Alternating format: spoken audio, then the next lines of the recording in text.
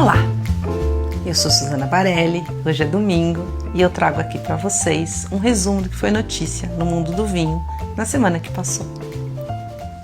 Hoje é domingo, 8 de março, Dia Internacional da Mulher. E eu começo esse vídeo com um brinde a todas nós, mulheres, não apenas mulheres do mundo do vinho. Numa época de tanta notícia triste, para não falar inacreditável, inaceitável, de feminicídio, acho mais importante marcar essa data. Marcar é diferente de comemorar, que fique claro. Porque, nesses últimos anos principalmente, eu acho que temos pouquíssimos motivos para comemorar o Dia Internacional da Mulher. Mas, entre esses poucos motivos para comemorar, tem o texto que eu escrevi para o Paladar, que subiu ontem na coluna Levant Filosofia. No texto, eu falo das mulheres do Master of Wine, o título máximo no mundo do vinho, super difícil de obter, muito difícil. O meu texto traz o resultado de duas entrevistas que adorei fazer. A primeira foi com a Marina Gayan, Master of Wine, que foi a primeira pessoa da América do Sul a conquistar o título de Master of Wine. Veja que eu digo pessoa e não mulher, porque ela foi a primeira entre homens e mulheres a conquistar esse título, que é super difícil, super cobiçado, em 2023, resultado de muito esforço e muito estudo. E a segunda conversa é com a Cristina Mercuri, que agora em 2026 se tornou a primeira italiana a conquistar esse título. O fato chama atenção porque a Itália só agora tem a sua primeira mulher Master of Wine, mesmo sendo um país super tradicional no mundo do vinho e o maior produtor mundial. Atualmente temos 422 Master of Wines vivos no mundo e deste total 37%, ou seja, 155 pessoas são mulheres. O meu texto traz um pouco sobre o Master of Wine e sobre como é ser mulher nesse mercado do mundo do vinho. Também quero contar do texto sobre o Special Report Brasil 2026 do Tim Atkin, que foi o tema da minha coluna do Paladar na semana passada. Ela repercutiu demais, parecia meio torcida do Fla-Flu, com pessoas me enviando mensagens sobre o que eu achava, se o Tim Atkin estava certo de ter contratado uma uruguaia para ser jurada, se não tinha que ser um brasileiro, porque ele mesmo degustou, pontuando pequenos equívocos que eu acho que, na minha opinião, não prejudicou em nada o guia. Enfim, foi um assunto que repercutiu bastante e que eu quero pontuar aqui que, para mim, o mais importante é o fato de um crítico inglês, ou seja, um europeu, estar olhando para o mercado brasileiro. Teve almoço do Almaviva. O Brasil é um mercado super importante para esse vinho premium chileno, o que faz com que seu enólogo, Michel Friul, venha algumas vezes por ano ao Brasil. Desta vez, ele veio apresentar a safra 2023, que eu já tinha conhecido no final do ano passado. E agora eu aproveitei para conversar com ele sobre safra e para comparar pela primeira vez duas safras do EPU, que é o segundo vinho da Almaviva. No almoço que eu participei, teve a garrafa da safra de 2019, que é um divisor de água para esses vinhos, porque até então o EPU era um projeto meio perdido, como sendo um vinho vendido apenas no Chile e em alguns momentos no Brasil. Em 2019, o EPU ganhou uma identidade visual mais ligada com o Almaviva. Passou a ser vendido também na Place de Bordeaux, que é onde o Almaviva também é comercializado. Então, eu tive a oportunidade de provar tanto a safra de 2019 como a de 2022, do EPU. Eu preferi o 2019, por mais que 2022 seja um vinho mais frutado, mais redondo. Mas essa tensão do 2019 eu gostei bastante e fiquei feliz da oportunidade de estar comparando esse segundo vinho da Almaviva.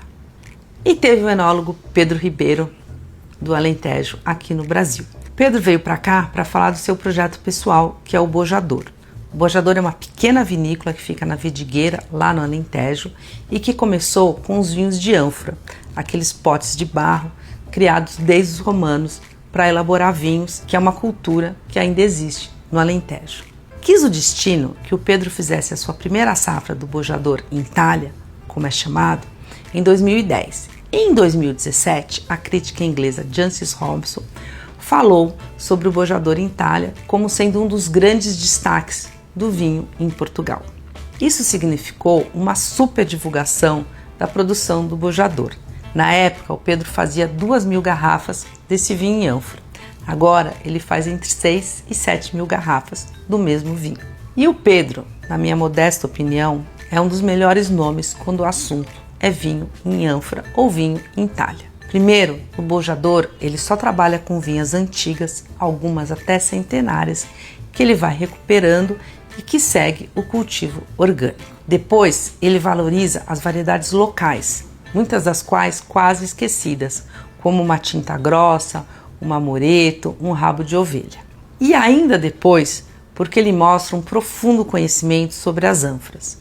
Um exemplo é que ele colhe a uva mais cedo do que os tradicionais produtores de vinho em ânfora e retira uma parte da casca das uvas que estão fermentando nas ânforas. O resultado é um vinho muito mais interessante. O projeto Bojador não faz só vinhos em ânforas, mas tem o ânfora branco e o ânfora tinto, que é vendido cada um por R$ 297 na Gran Cru. No dia da conversa com Pedro, a gente provou também o farol do Bojador, que vem de um vinhedo centenário de 1,6 hectare, corresponde a cerca de 1.600 garrafas por safra e é um blend de mais de 20 variedades que estão plantadas misturadas no vinhedo.